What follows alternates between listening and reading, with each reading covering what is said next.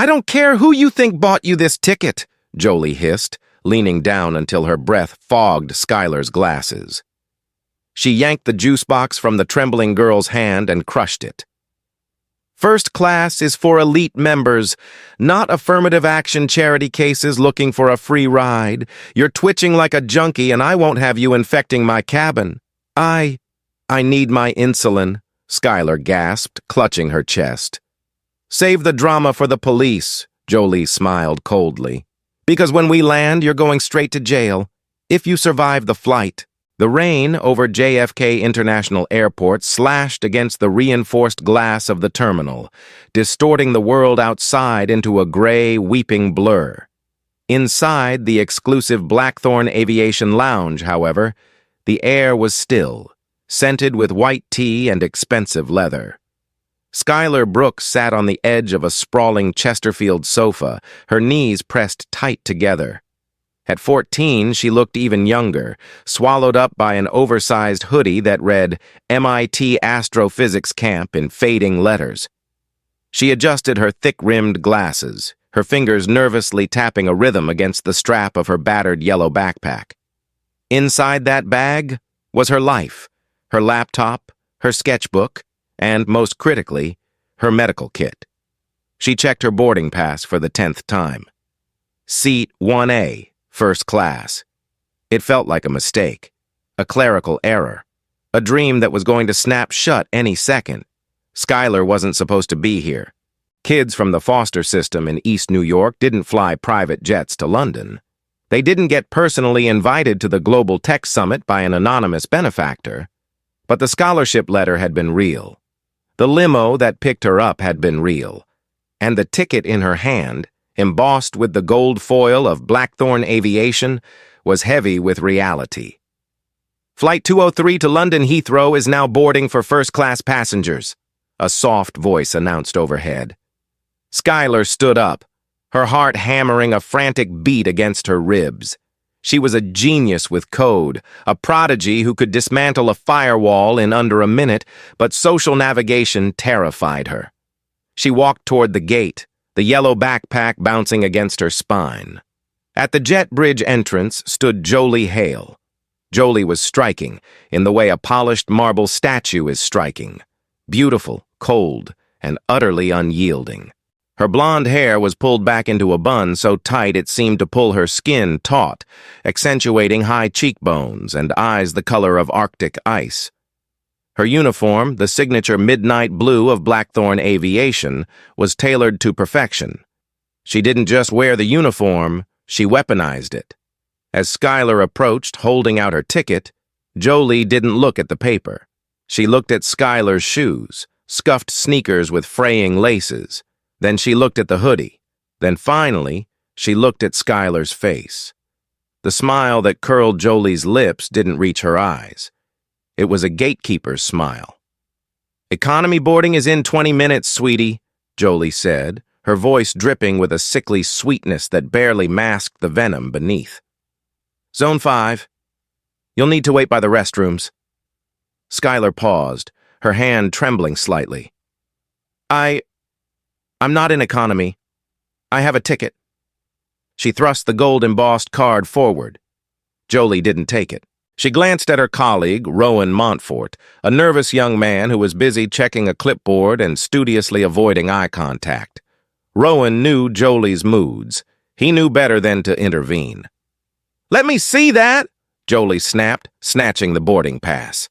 She stared at it, her manicured nails scratching against the name Skylar Brooks. She typed something into her podium computer, her eyes narrowing. "It says here seat 1A is reserved for a VIP guest of the CEO, Jolie said, looking up. "And looking at you, well, clearly there's been a system glitch. Or theft." "It's not theft," Skylar said, her voice small but firm. "I won the Blackthorn Future Innovators Grant. I'm going to the summit." Jolie laughed. It was a short, sharp sound, like glass breaking. "A grant? Blackthorn Aviation doesn't fly charity cases in 1A. That seat costs $20,000. Do you have $20,000 in that dirty yellow bag?" "No, but—" "Then step aside," Jolie pointed a long finger toward the side wall. "I need to clear this with security. You're holding up paying customers." Behind Skylar, a tall man in a cashmere coat sighed loudly, checking his Rolex. Skylar felt the heat rise in her cheeks. The shame was instant and burning. She stepped aside, clutching her backpack straps. Jolie processed the man in the cashmere coat with a dazzling, flirtatious smile. "Welcome aboard, Mr. Sterling. Right this way. Champagne is waiting." As Mr. Sterling passed, he shot Skylar a look of mild annoyance, as if she were a piece of luggage left in the hallway. Skylar waited. 5 minutes passed, then 10. The first-class cabin was filling up. Finally, Jolie turned back to her, her expression bored. "Look, the system is down," Jolie lied smoothly. "I can't verify this Grant story, but I can't leave a minor unattended in the terminal. You can board, but don't you dare get comfortable in 1A. You sit in the jump seat until I figure out where you actually belong." "But the ticket says, I am the lead flight attendant," Jolie hissed, stepping into Skylar's personal space. The scent of expensive, cloying perfume filled Skylar's nose. "On this plane, I am the law. And I say you look like a security risk. Now move." Skylar swallowed the lump in her throat and walked down the jet bridge. She knew she shouldn't argue.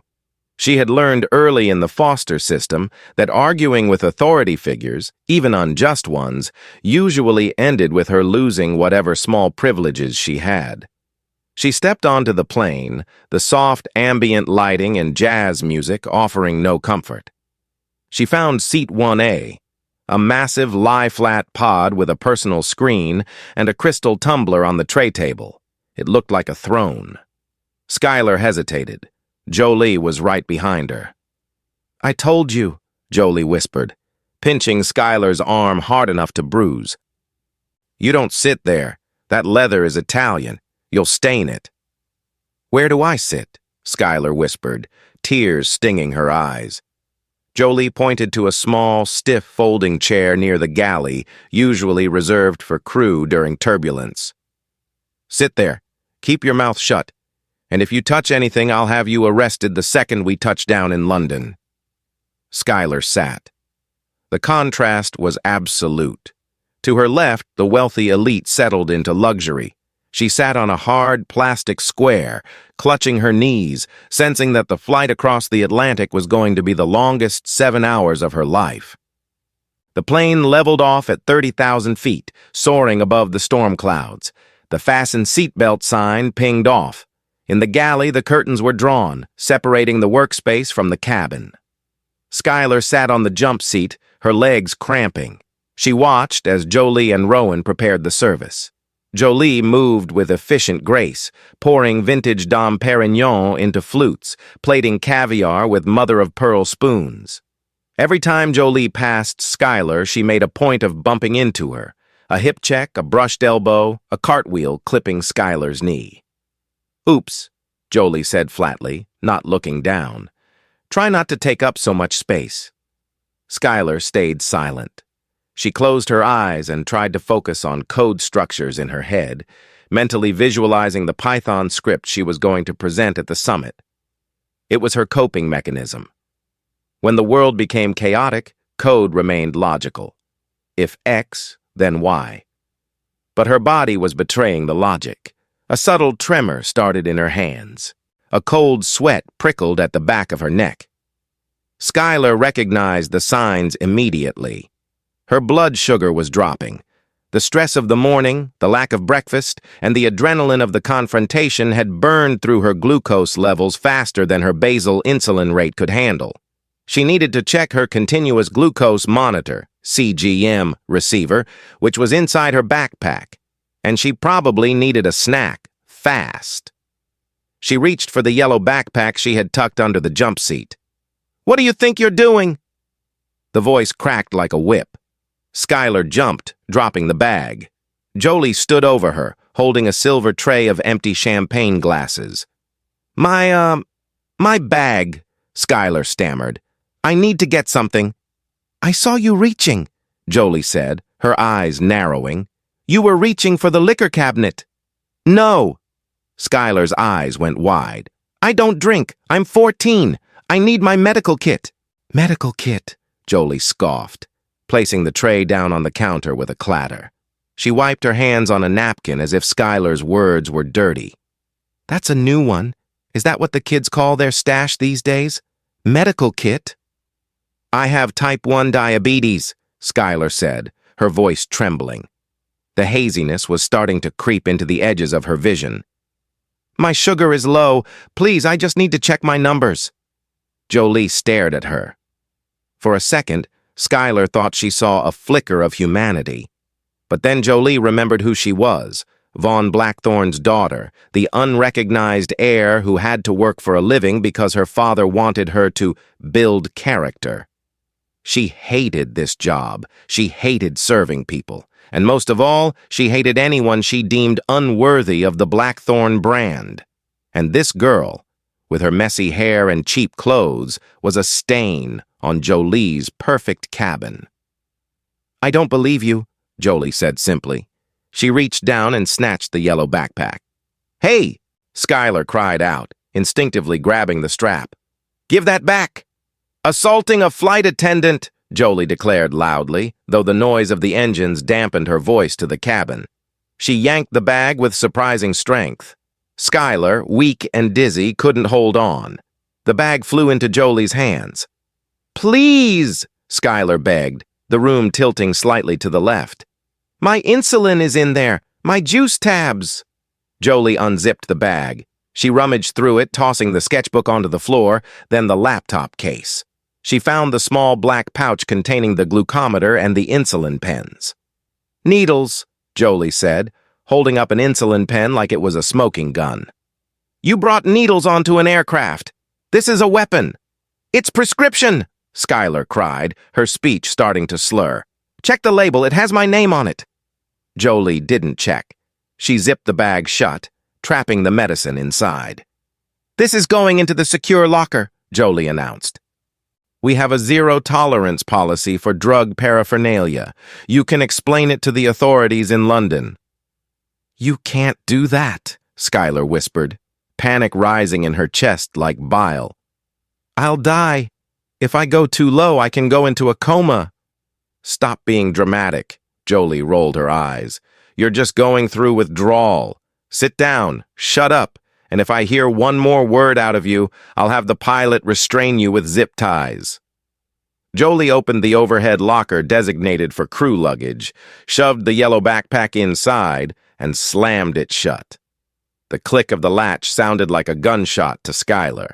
Skylar looked at Rowan, who was arranging napkins in the corner. Please, she whispered to him. Help me. Rowan looked at Skylar, saw the pale sheen of sweat on her forehead, and bit his lip. Then he looked at Jolie. Jolie was the daughter of the CEO. Everyone knew it, even if it wasn't official. Crossing her was career suicide. Just drink some water, Rowan mumbled, sliding a plastic cup across the counter before turning his back. Skylar stared at the water. Water wouldn't help. She needed sugar. Fast. 30 minutes passed. To the passengers in first class, the flight was the epitome of tranquility. They were eating warm macadamia nuts and watching movies on noise-canceling headphones. They had no idea that 10 feet away, in the galley, a child was slowly shutting down. Skylar's world had narrowed to a tunnel. The humming of the jet engines sounded like a roar in her ears, then a whisper, then a roar again. Her hands were shaking so violently she had to sit on them to keep them still. Hypoglycemia. She knew the biology of it.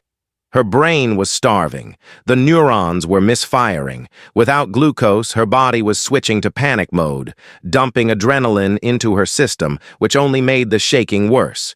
She needed to ask for help again. But every time she looked up, Jolie was there, watching her with a predator's gaze. Look at you, Jolie sneered, stepping into the galley to refill a coffee pot. Twitching, sweating. It's disgusting. I knew you were an addict the moment I saw those sneakers. Sugar, Skylar managed to croak out. Her tongue felt thick, too big for her mouth. Juice, Coke, anything. Jolie paused. She looked at the array of sodas on the cart. Cans of Coke, Sprite, ginger ale. It would take zero effort to hand one over. It would cost the airline nothing. Jolie reached for a can of Coke. She cracked the tab open. The sound of the fizz was agonizingly crisp. Skylar reached out a trembling hand.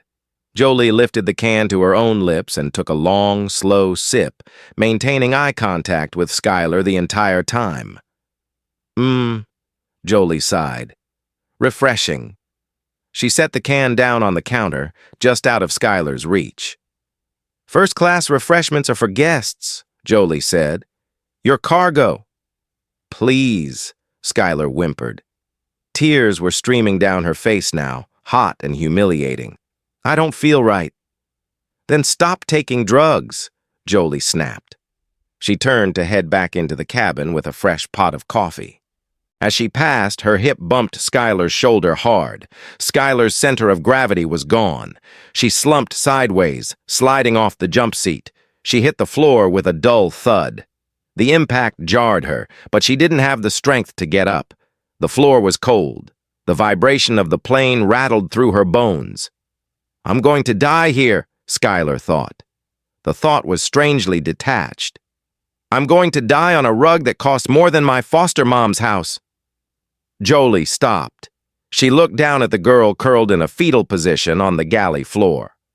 Oh, for God's sake, Jolie groaned. Get up! You're blocking the cart! Skylar didn't move. Her eyes were rolling back in her head. Her breathing was shallow and ragged. Jolie nudged Skylar with the toe of her high heel, a sharp kick to the shin. I said, get up, Jolie hissed. Stop acting. There are important people on this flight. I will not have you making a scene.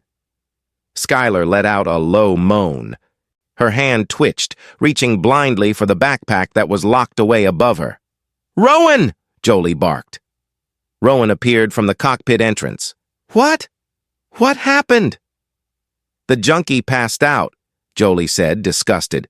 Probably an overdose. Grab her legs. We need to drag her into the crew rest bunk before a passenger sees this mess. She looks bad, Jolie, Rowan said, his voice rising in panic. Look at her skin. She's gray. We should call a doctor. Is there a doctor on board? No, Jolie grabbed Rowan's lapel. If we call for a doctor, we have to divert the flight. If we divert, my father loses money. If my father loses money because I let a drug addict onto the plane, I lose my trust fund. Do you understand? But she might be dying. She's not dying, Jolie shrieked, though she kept her voice to a harsh whisper. She's crashing from a high. Just put her in the bunk. She'll sleep it off. If she's not awake by London, we hand her to the paramedics and tell them she swallowed a bag of pills. Rowan hesitated. He looked at Skylar, who was now limp, her mouth slightly open, a small line of drool escaping her lips. Do it, Rowan, Jolie threatened, or I'll tell my father you were the one who let her board without a valid ticket check. Rowan crumbled. He was weak, and he needed this job. Okay. He grabbed Skylar under the arms. Jolie grabbed her ankles. They lifted the unconscious girl. She was light, terribly light. They dragged her into the cramped crew rest compartment, a small bunk area hidden behind a false wall. They dumped her onto the thin mattress. She needs water, Rowan said weakly. She needs to sleep, Jolie countered.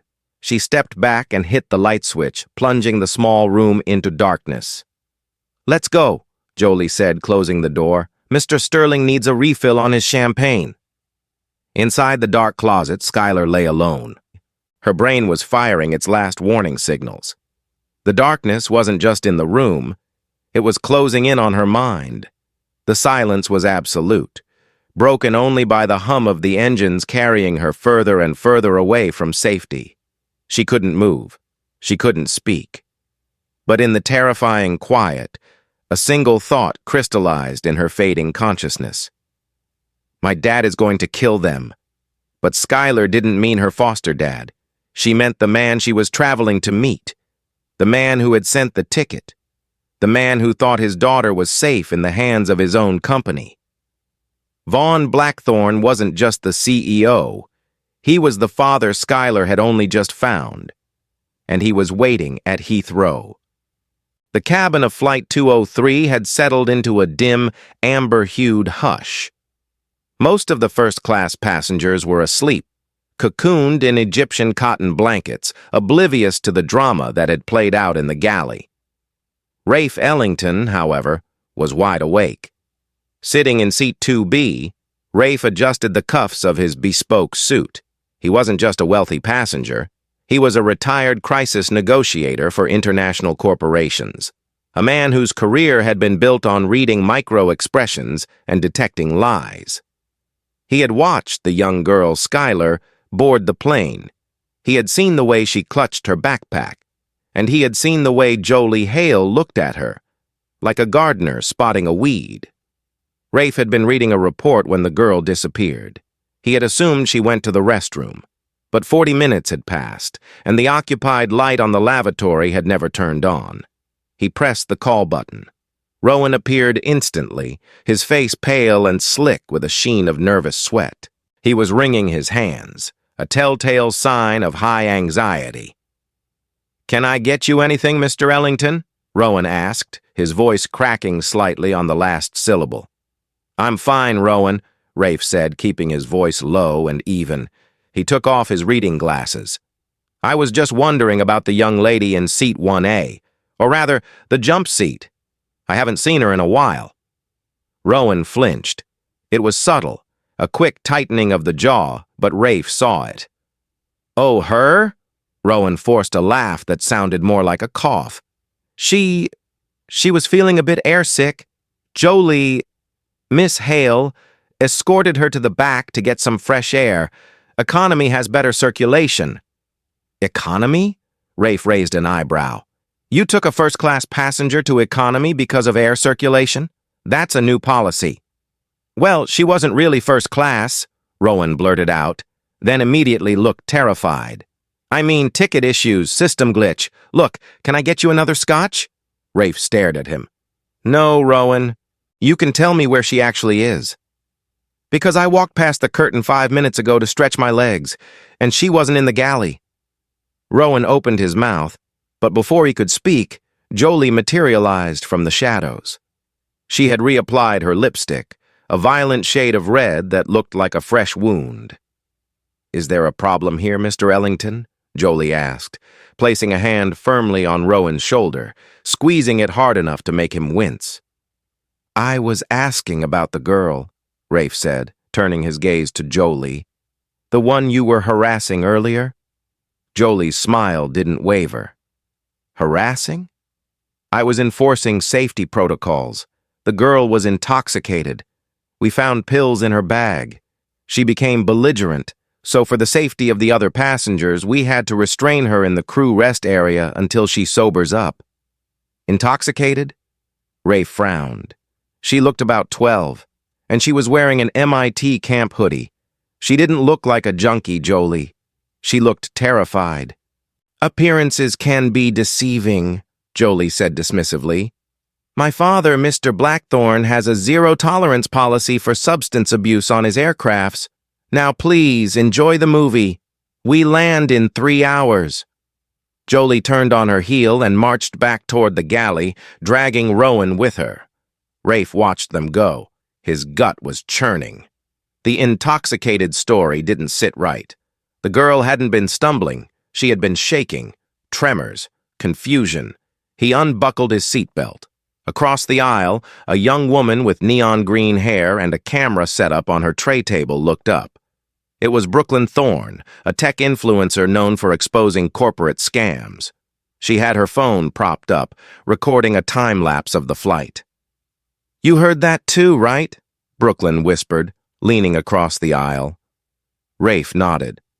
"Every word." "I have footage of her boarding," Brooklyn whispered, tapping her phone.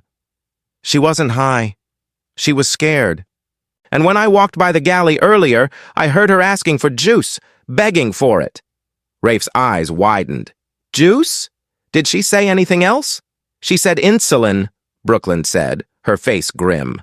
I have a diabetic brother. If she's asking for juice and insulin, she's crashing. Rafe finished the sentence, the color draining from his face.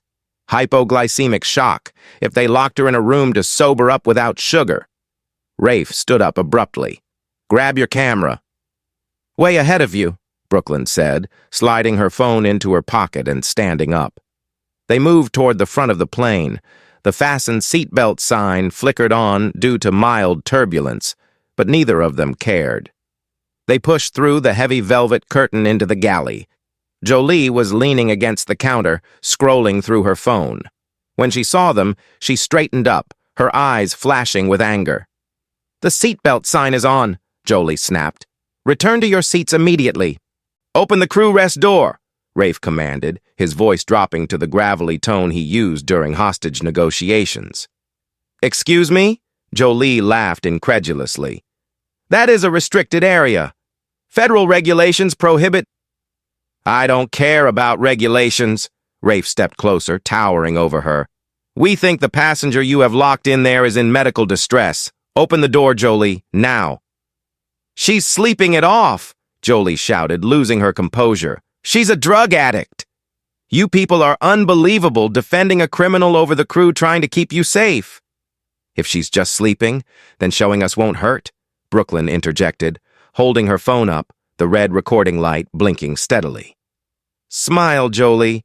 You're live to 3 million subscribers. Jolie faltered. The camera terrified her more than the man. She looked at the crew rest door, then back at them. Fine, she spat. But when you wake her up and she starts screaming and vomiting, don't come crying to me. Jolie punched the code into the keypad. 7412. The lock clicked. Rafe didn't wait.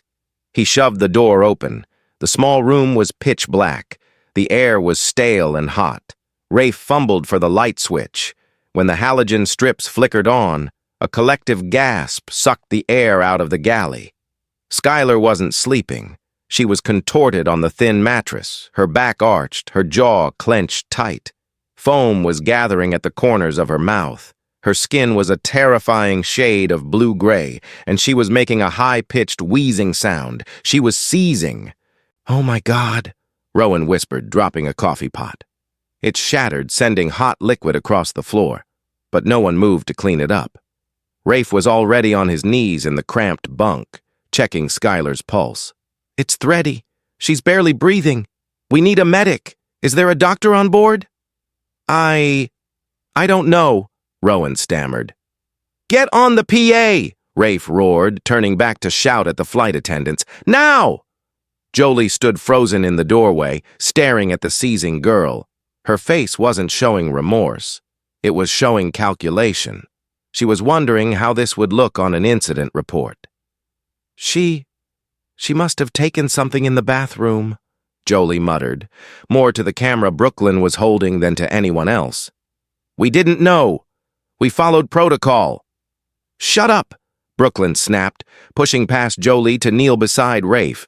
I know first aid. My brother is type 1. This is a severe low. She needs glucagon. Does she have a kit? She had a yellow bag, Rafe said, looking around. Where is the bag? He turned his gaze to Jolie. Where is her backpack? Jolie crossed her arms.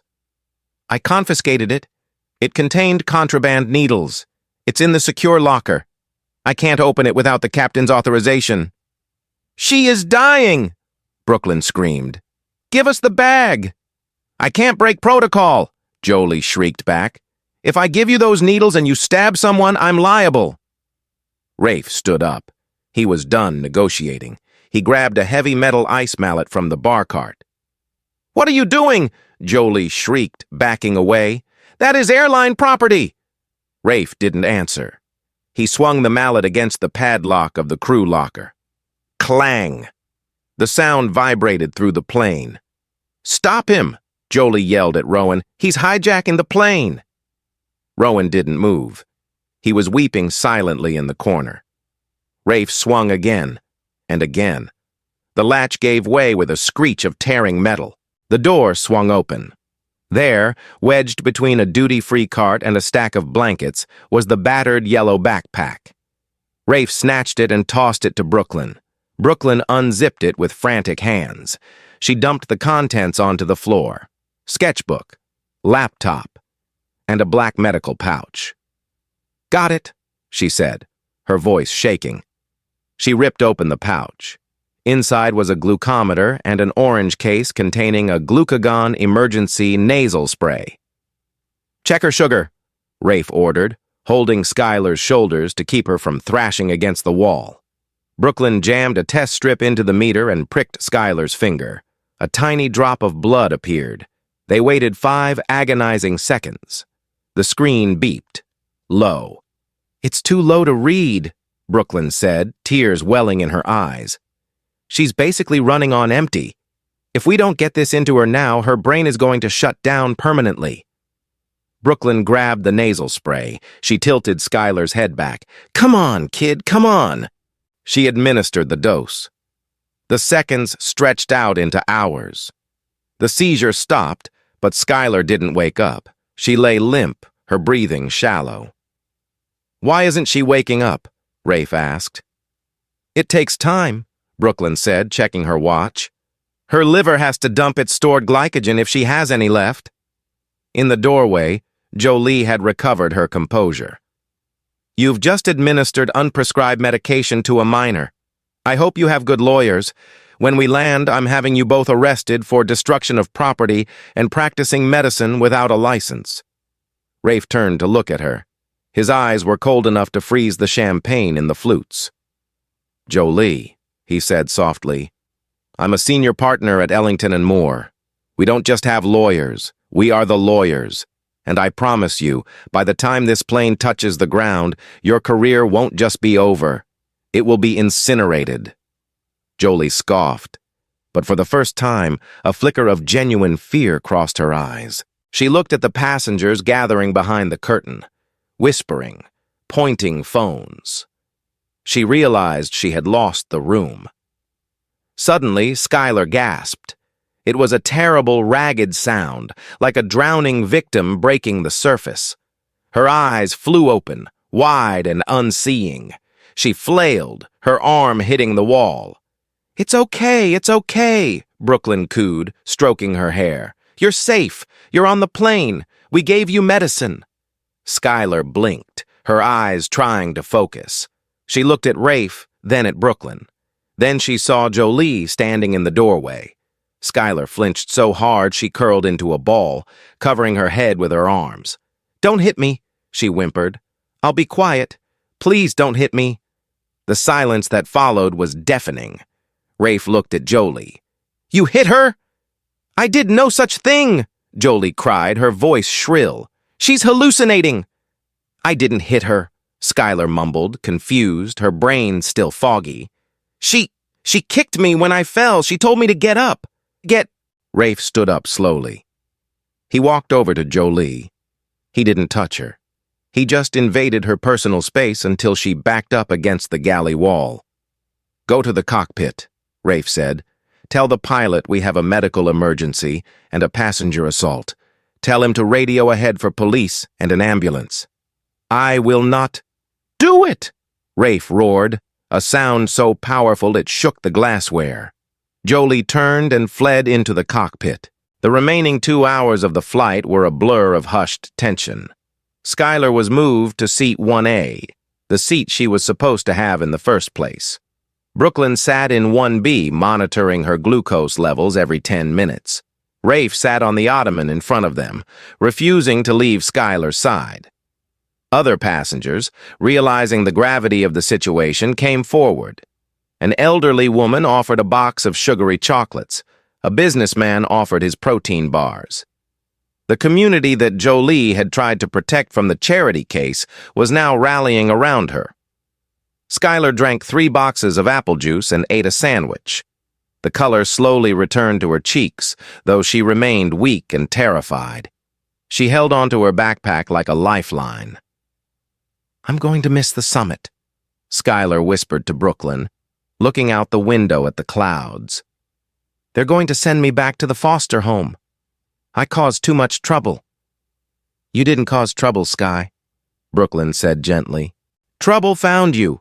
And don't worry about the summit. I have a feeling the summit is going to come to you." In the galley, Jolie sat alone on the jump seat, staring at the wall. The pilot had refused to let her back into the cockpit after she delivered the message. Rowan was hiding in the rear galley, too ashamed to show his face. Jolie was running scenarios in her head. Deny everything. Blame the girl. Say she was aggressive. Say the passengers were hostile. It's my word against theirs. I'm a Blackthorn. My father owns the company. He'll make it go away. She pulled out her compact mirror and fixed her hair. She adjusted her scarf. She had to look perfect when they landed. Appearance was everything. If she looked like the victim, she could sell it. "Ladies and gentlemen," the pilot's voice crackled over the intercom, sounding strained. "We are beginning our final descent into London Heathrow. Please return to your seats and fasten your seatbelts. Cabin crew, prepare for landing." The plane banked. Below them, the sprawling lights of London glittered in the twilight. Skylar gripped the armrests. "What happens when we land?" she asked Rafe. "She said I was going to jail." "You are not going to jail," Rafe promised. "But someone is going to answer for this." The wheels touched down with a screech of rubber. The plane taxied, but instead of going to the usual gate, it turned toward a private hangar area designated for high-security arrivals. Jolie looked out the porthole window. She smiled. Good. A private gate, no public spectacle, just company security. I can handle company security. I'll tell them these passengers were unruly. The plane came to a halt. The seatbelt sign dinged off.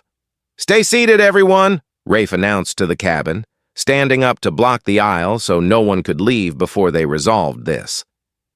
The main cabin door opened. Jolie stood up, smoothing her skirt. She put on her best, most professional smile and walked toward the door to greet the ground staff. She expected the station manager, maybe a few paramedics. Instead, 3 black SUVs were parked right at the bottom of the stairs. The engines were running. A man was walking up the stairs. He wasn't the station manager. He wasn't a paramedic. He was a tall man with silver-streaked hair, wearing a charcoal suit that cost more than the plane itself. His face was thunderous. Behind him were 4 large men with earpieces, Blackthorn's elite security detail. It was Vaughn Blackthorn, the CEO, Jolie's father. Jolie's heart leapt. He came for me, she thought. He heard there was an incident, and he came to protect me. "Daddy!" Jolie cried out, rushing to the door as Vaughn stepped onto the plane. "Thank God you're here. It's been a nightmare. These passengers, they attacked me, and that girl, the stowaway, she—" Vaughn Blackthorn didn't look at Jolie. He didn't even slow down. He walked right past her as if she were a ghost. Jolie froze, her hand reaching out to empty air. "Daddy?" Vaughn walked straight into the first-class cabin. His eyes scanned the room until they landed on seat 1A. Skylar shrank back, terrified of the imposing man approaching her. Vaughn stopped in front of Skylar. The man known for ruthless corporate takeovers, the man who never smiled in press photos, fell to his knees on the carpeted floor. He looked at Skylar's bruised arm. He looked at the empty juice boxes. He looked at the fear in her eyes. "Skylar," Vaughn said, his voice thick with emotion. "I am so sorry." Skylar stared at him, confused. "Who are you?" Vaughn took a breath. "I'm the one who sent the ticket. I'm Vaughn Blackthorn." He paused, swallowing hard. "And I'm your father." The silence in the cabin was shattered by a gasp from the galley. Jolie stood in the doorway, her face draining of all color until she looked like a corpse. "What?" Jolie whispered, her voice trembling. "What did you say?" Vaughn stood up slowly and turned to face Jolie. The look on his face wasn't the look of a father seeing his daughter. It was the look of a CEO looking at a liability he was about to liquidate. "I said," Vaughn's voice was low and deadly, "that you just tortured your own sister." The silence that followed Vaughn Blackthorn's declaration was heavier than the jet itself. "Sister?" Jolie whispered, the word tasting like ash in her mouth. She looked at Skylar, the girl in the oversized hoodie, the girl she had locked in a dark closet. That's impossible. You don't have another daughter. I'm the only one. Vaughn stood up, his height filling the cabin. He didn't look at Jolie with anger anymore. He looked at her with a terrifying, cold indifference. He gestured to the head of his security team, a man named Marcus. "Marcus," Vaughn said calmly, "please escort the former employee off my aircraft." Jolie blinked. "Former employee?" "You're fired, Jolie," Vaughn said, adjusting his cuffs. "Effective immediately. You are stripped of your rank, your flight privileges, and your access to company property. You are trespassing." "You can't fire me!" Jolie screamed, her composure shattering. "I'm your daughter! I'm a Blackthorn! You can't choose this! This street rat over me!" Vaughn's eyes narrowed. "That street rat is the daughter of the woman I loved more than anything in this world. A woman who died before I could find her. And Skylar. She has more dignity in her little finger than you have in your entire body." "I was protecting the brand," Jolie shrieked, pointing a shaking finger at Skylar. "She looked like trash. I was keeping the cabin elite." "You nearly killed a child." Rafe Ellington stepped in, his voice deep and resonant. He held up his phone. "And just so you know, Mr. Blackthorn, we have witness testimony. We have the medical readings, and Miss Thorne here has video footage of your daughter admitting to confiscating life-saving medication." Vaughn nodded to Rafe. "Thank you, Mr. Ellington. My legal team will be in touch to collect that evidence. I intend to cooperate fully with the authorities." "Authorities?" Jolie's eyes went wide. Sirens wailed in the distance, getting louder. Blue lights flashed against the cabin windows, painting the luxurious interior in harsh, rhythmic strokes. "I called the London Metropolitan Police before I even stepped on the stairs," Vaughn said. "Assaulting a minor, negligence, false imprisonment, and endangering the life of a passenger. In the UK, those are serious charges, Jolie." "Daddy, please!" Jolie threw herself at him, grabbing his lapels. "Don't let them take me. It was a mistake. I didn't know." Vaughn peeled her hands off his suit as if she were something sticky and unclean. "You didn't know she was my daughter," Vaughn said softly. "But you knew she was a human being. And that didn't stop you." He turned his back on her. "Get her out of here." Marcus and another guard grabbed Jolie by the arms. She kicked and screamed, her heels dragging on the carpet, her perfect bun unraveling into a chaotic mess. "You'll regret this!" she screamed as they dragged her toward the open door. "I'm Jolie Blackthorn. You can't do this to me!" As she was hauled down the stairs to the waiting police cruisers, the passengers of Flight 203 watched in silence. There was no pity in their eyes, only the grim satisfaction of justice being served. Vaughn turned back to Skylar, his demeanor instantly softening. He knelt again, ignoring the dirt on his trousers. "Skylar," he said gently, "I know this is overwhelming. I know you're scared. But I promise you, you are safe now. I have a car waiting. We're going to a private hospital just to get you checked out. Is that okay?" Skylar looked at the man, her father. She looked at Rafe, who gave her a reassuring nod. She looked at Brooklyn, who gave her a thumbs up. "Can I bring my backpack?" Skylar asked, her voice small. Vaughn smiled, and for the first time, tears spilled from his eyes. "Yes, Skylar. You can bring your backpack. You can bring whatever you want." The Wellington Private Hospital was quiet, efficient, and discreet. Skylar sat in a comfortable bed, an IV drip rehydrating her, a tray of actual food, roast chicken, vegetables, and a chocolate mousse, in front of her.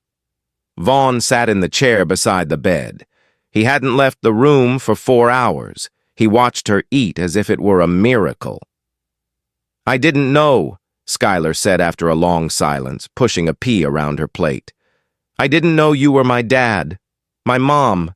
She never talked about you." Vaughn sighed, leaning forward. "Your mother and I met at a conference in Boston years ago. We were young. It was brief, but it was real. We lost touch. I didn't know she was pregnant. I didn't know she had passed away until 6 months ago." He ran a hand through his silver hair. "When I found out, I hired every private investigator in New York. I tore the foster system apart looking for you. When I found you, I wanted to bring you to London for the summit, to wow you, to show you the world I wanted to give you. I wanted to tell you in person, in a nice hotel, not—" He gestured helplessly. "Not after you were almost killed by my other daughter." Is she really my sister?" Skylar asked. "Half-sister," Vaughn corrected. "And right now, I don't feel much claim to her. I gave Jolie everything. The best schools, the best cars, a job she didn't earn. I thought I was being a good father, but I created a monster. I see that now." He looked at Skylar, taking in her MIT hoodie and the glasses held together with a bit of tape. "You, on the other hand," Vaughn smiled sadly, "you built yourself. I read your application for the grant. The code you wrote for that predictive weather model? It's brilliant. You did that with a 10-year-old laptop in a basement in Queens." Skylar blushed. "It needs optimization. The algorithm is a bit clunky." Vaughn laughed, a genuine booming sound. "We can get you the best engineers in the world to help you optimize it. Skylar, I want you to come live with me, in London or New York, wherever you want. No more foster homes, no more scraping by." Skylar looked at him. She was used to being disappointed by adults, but this man had just had his own daughter arrested to protect her. "Can I still go to the summit?" she asked. Vaughn grinned. "Kid, you're not just going to the summit, you're opening it." 6 months later, the atmosphere inside the Old Bailey was suffocating. The air smelled of polished wood, damp wool, and the nervous sweat of a woman who knew her time had run out. The press gallery was overflowing, reporters jockeying for position to catch a glimpse of the fallen heiress. This was the society trial of the decade, the Crown versus Jolie Hale. Jolie sat in the glass-enclosed dock. She looked drastically different from the polished tyrant who had ruled the first-class cabin. Her signature blonde hair was dull, tied back in a messy, low ponytail. She wore a shapeless gray tracksuit, a strategic choice by her defense team to garner sympathy, but it only served to highlight how far she had fallen. The arrogance was gone, replaced by a hollow, shell-shocked expression that twitched every time the heavy oak doors opened. She had spent the last 6 months on remand in HMP Bronzefield, denied bail because the judge deemed her a significant flight risk with access to private aviation networks. Her assets had been frozen. Her friends, the socialites and influencers she had preened for, had evaporated the moment the credit cards stopped working. Rafe Ellington took the stand first. He was impeccable in a Navy suit, his voice projecting to the back of the room with the authority of a man who had negotiated with terrorists and CEOs alike. He didn't just testify, he dismantled Jolie's defense piece by piece. The defendant claims she was following safety protocols, the prosecutor asked. "Mr. Ellington, in your professional opinion, did her actions resemble any known safety protocol?" Rafe adjusted his glasses, looking directly at Jolie. "I have studied aviation security for 20 years. Locking a diabetic child in a dark closet without food or medicine isn't a protocol, it's torture. It was a calculated act of cruelty designed to hide a mistake." Jolie flinched as if she'd been slapped. Then came the evidence that sealed her fate. Brooklyn Thorne's video was played on the large screens facing the jury. The courtroom went deathly silent. The grainy footage showed the chaos of the galley, the sound of Jolie worrying about liability, while Skylar seized on the floor, foaming at the mouth. The sound of Skylar's desperate, ragged gasps for air filled the courtroom. Jurors covered their mouths. One woman in the back row wiped away tears. Jolie couldn't watch. She stared at her hands, her knuckles white. "Guilty," the foreman announced, his voice cutting through the tension like a knife. "On all counts, child endangerment, false imprisonment, assault causing actual bodily harm." The judge, a stern woman named Justice Halloway, who had no patience for entitled heirs, peered over her half-moon spectacles at Jolie. Jolie Hale, you were born into a life of immense privilege. Justice Holloway began, her voice echoing in the hush. Yet instead of using that privilege to help others, you used it as a weapon to torment a vulnerable child. You showed a callous disregard for human life that chills the blood. The judge paused, letting the weight of her words settle. You cared more about the pristine condition of a leather seat than the survival of a 14-year-old girl. For these crimes, I sentence you to 4 years in prison. Jolie didn't scream this time. The fight had left her months ago. She just put her head in her hands and wept, a raw, ugly sound of total defeat. As the court officers moved to handcuff her, she looked desperately toward the public gallery, scanning the faces for the one person who could save her. "Daddy," she mouthed, her eyes wide with panic. But the seat reserved for Vaughn Blackthorne was empty. He hadn't come. He had sent a statement instead, one that the prosecutor had read aloud. Justice must be blind to wealth. 4,000 miles away, the vibe couldn't have been more different. The Global Tech Summit in Tokyo was a sensory explosion of neon lights, holographic displays, and the hum of the future.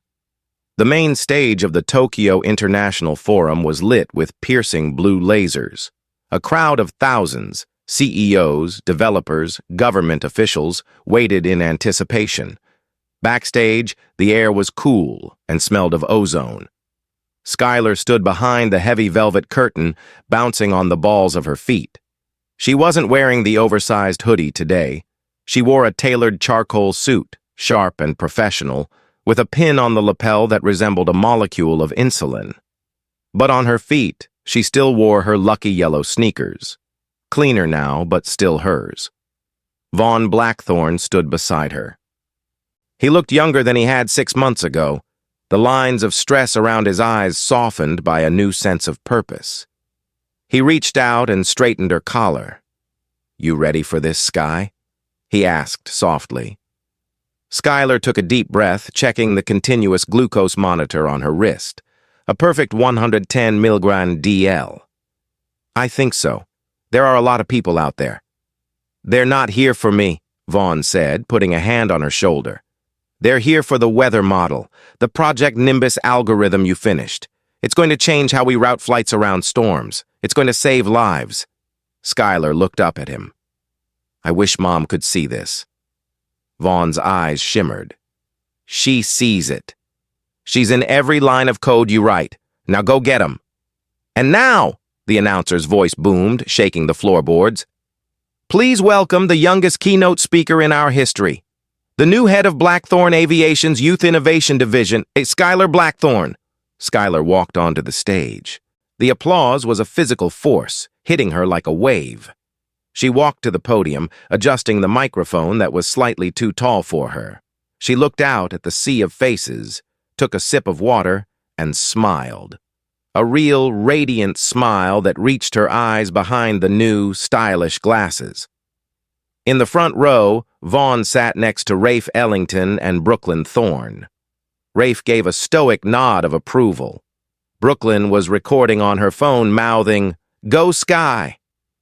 6 months ago, Skylar began, her voice steady and clear, echoing through the massive hall. "I was told I didn't belong in first class. I was told I was a glitch in the system, a variable that needed to be removed." She paused. The room was so quiet you could hear the hum of the servers. But in technology, a glitch isn't always an error.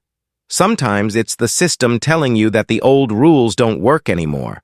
Sometimes a glitch is a breakthrough waiting to be understood. She tapped the screen of the podium, and a massive holographic projection of the globe appeared behind her, swirling with real-time weather data. "We are all systems waiting to be optimized, and today I want to talk about how we can build a future where no one is left in the dark and no one is left behind on the tarmac." The crowd erupted. Flashbulbs popped like fireworks. Skylar Blackthorne wasn't just surviving anymore, she was flying, and this time, no one could ground her. Jolie Hale spent the next 4 years in a cell, learning that true class has nothing to do with the price of your ticket and everything to do with how you treat the people around you. She lost her inheritance, her status, and her freedom. Skylar Blackthorne used her platform to launch a foundation for diabetic kids in the foster system, ensuring no child ever had to beg for life-saving medicine again. Karma doesn't always come with a boarding pass, but when it lands, it arrives on time. What a roller coaster! From the terrifying depths of cruelty to the soaring heights of justice. It's a powerful reminder that we never truly know who we are dealing with, and that kindness costs nothing. But cruelty can cost you everything. If you enjoyed this story of justice served cold, make sure to hit that like button.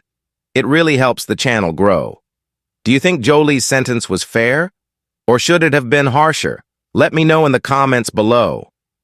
And don't forget to subscribe and ring the bell so you never miss a story. Thanks for watching and stay safe out there.